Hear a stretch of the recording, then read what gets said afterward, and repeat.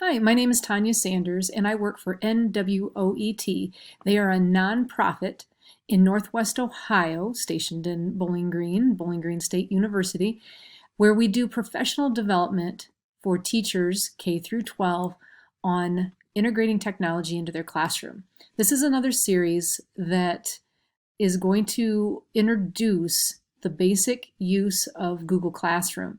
And as you can see in this playlist, that I start with a whitelist domain.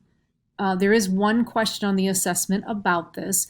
Whitelisting, as explained in this video, is when you want someone else from outside of your school district to be a part of your Google Classroom or be a co-teacher. So this would be a necessary video to watch. You do need to watch all the videos in this series to be able to complete the assessment. So you can see the various videos and the time limits on those. Very short, very quick videos about each of those tasks. And I would suggest you practicing those tasks and understanding those tasks as you go through.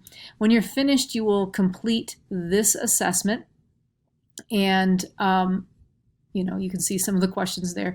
And when you hit submit on that assessment, if you've received an 80% or higher, then you will be emailed a certificate for 1 contact hour.